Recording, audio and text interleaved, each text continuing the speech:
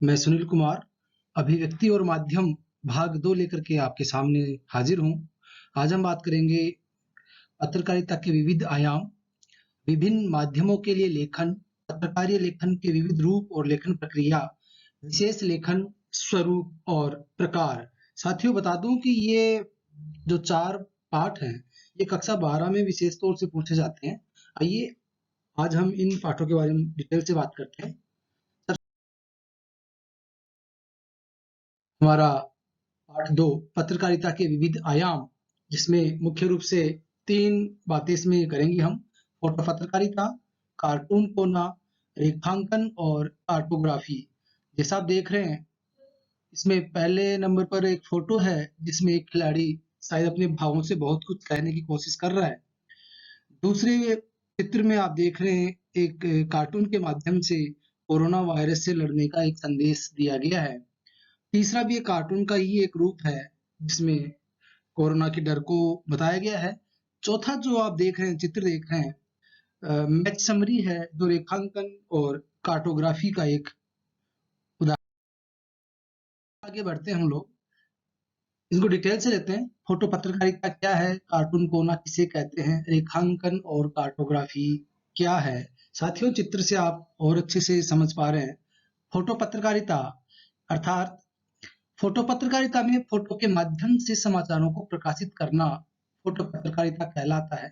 Cartoon कोना, cartoon के माध्यम से खबर विशेष पर सटीक टिप्पणी करना ही कार्टून कोना। आपने देखा होगा अखबार के नीचे दाएं भाग में एक कार्टून बना होता है जिसमें किसी टॉपिक पर या खबर पर कार्टून के माध्यम से व्यंग्य किया जाता है।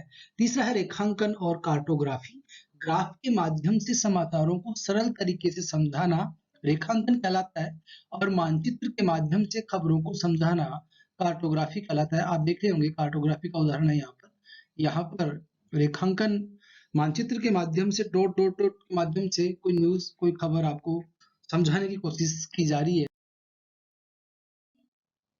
पत्रकारिता के प्रमुख प्रकार, ये प्रश्न बहुत बार पूछे जाते हैं। खोजी पत्रकारिता, विशेषीकृत पत्रकारिता, वॉचडॉग पत्रकारिता, एडवोकेसी पत्रकारिता, वैकल्पिक पत्रकारिता, पीठ पत्रकारिता, पेज 3 पत्रकारिता। खोजी पत्रकारिता, खोज, इसमें नाम में ही इसका अर्थ छिपा हुआ है। इस प्रकार की पत्रकारिता में सार्वजनिक महत्व के मामले जैसे भ्रष्टाचार, अनियमितता और गड़बड़ियों की गहराई से छानबीन करके उन्हें जनता के सामने लाने का प्रयास किया जाता है। स्टिंग ऑपरेशन खोजी पत्रकारिता का ही एक रूप है। दूसरे नंबर पर है विशेषीकृत पत्रकारिता। किसी विशेष क्षेत्र से संबंधित पत्रकारिता को विशेषीकृत पत्रकारिता कहते हैं। जैसे खेल पत्रकारिता, यानी खेल के विषय से संबंधित पत्रकारिता ही की जाएगी जो विशेषीकृत पत्रकारिता कहलाती है। राजनीतिक मामलों की पत्रकारिता, राजनीतिक पत्रकारिता आदि। वॉचडॉग पत्रकारिता, इस प्रकार की पत्रकारिता में सरकार के कामकाज पर नजर रखी जाती है और कोई गड़बड़ी होने पर उसका पर्दाफाश किया जाता है। एडवोकेसी पत्रकारिता, किसी खास मुद्दे पर जनमत बनाने के लिए लगातार उसके पक्ष में अभियान चलाना एडवोकेसी पत्रकारिता कहलाती है। आप देख रहे होंगे वर्तमान में कोरोना से लड़ने, कोरोना से नहीं डरने के लिए एक अभियान सा चलाया जा रहा है कि कोरोना से डरना नहीं है, इसे लड़ना है, इसे सावधानी बरतनी है। वैकल्पिक पत्रकारिता, जो मीडिया स्थापित व्यवस्था के विकल्प सामने ला करके, तो पहले से कोई ट्रेंड चल रहा है उसका कोई विकल्प अगर सामने लाया जाता है और उस विकल्प को सामने ला करके उसके अनुकूल सोच को अभिव्यक्त किया जाता है, उसे वैकल्पिक पत्रकारिता कहा जाता है। पीठ पत्रकारिता, पाठकों को लुभाने के लिए झूठी अफवाहों, आरोप प्रत्यारोप, प्रेम प्रसंग आदि से संबंधित सनसनीखेज खबरें छापना पीठ पत्रकारिता कहलाती है। पेज 3 पत्रकारिता, ऐसी पत्रकारिता जिसमें फैशन, अमीरों की पार्टियां, महफिलें, जाने माने लोगों के निजी जीवन के बारे में बताया जाता है, वो पेज 3 पत्रकारिता है। आप देख रहे हैं ये नेट संसार के बारे में है। विभिन्न माध्यमों के लिए लेखन, इंटरनेट पत्रकारिता, हिंदी नेट संसार, इंटरनेट के माध्यम से पत्रकारिता, यानी पत्रों का, समाचार पत्रों का इंटरनेट के माध्यम से प्रसार होना, इंटरनेट पत्रकारिता, और दूसरे नंबर पर है हिंदी नेट संसार। हिंदी, इंटरनेट पर हिंदी का संसार कितना है, कैसा है, इसके बारे में बात करेंगे। पहले बात करते हैं इंटरनेट पत्रकारिता। इंटरनेट पत्रकारिता को ऑनलाइन, साइबर और वेब पत्रकारिता भी कहा जाता है। विश्व में इंटरनेट पत्रकारिता का अभी तीसरा दौर चल रहा है। पहला दौर सन 1982 से 1992 तक चला। दूसरा दौर 1993 से 2001 तक चला और तीसरा दौर 2002 से अब तक चल रहा है। इसका 3 दौर, जो विश्व में इंटरनेट पत्रकारिता है उसके 3 दौर चल रहे हैं, 3 दौर हुए और अभी तीसरा दौर चल रहा है। भारत में इंटरनेट पत्रकारिता का दूसरा दौर ही चल रहा है। पहला दौर, भारत की बात कर रहा हूँ, पहला दौर 1993 से 2001 तक चला। दूसरा दौर 2002 से अब तक चला। ये भारत में इंटरनेट पत्रकारिता, विश्व में इंटरनेट पत्रकारिता के बारे में हमने बात की। अब हम बात करते हैं हिंदी नेट संसार। हिंदी, इंटरनेट पर हिंदी का संसार कितना बड़ा है, कितना विस्तृत है। अब हम सब जानते हैं कि हिंदी विश्व की सर्वभाषी भाषा है और इसका साहित्य विश्व की अनेक भाषाओं में हर जगह उपलब्ध है। हिंदी में नेट पत्रकारिता की शुरुआत वेब दुनिया नामक पत्रकारिता से हुई। प्रभा साक्षी नाम से शुरू अखबार प्रिंट रूप में उपलब्ध न होकर केवल इंटरनेट पर ही उपलब्ध है। पत्रकारिता के लिहाज से हिंदी की सर्वश्रेष्ठ साइट बीबीसी है। अनुभूति, अभिव्यक्ति, हिंदी नेस्ट और सराय आदि हिंदी वेब पत्रकारिता की प्रमुख पत्रिकाएं हैं। विशुद्ध हिंदी वेब पत्रकारिता को शुरू करने का श्रेय तहलका.com को जाता है। बाद में आगे चित्रों में आप देख रहे हैं हिंदी नेट संसार और इसका। आगे बढ़ते हैं साथियों और बात करते हैं हम लोग।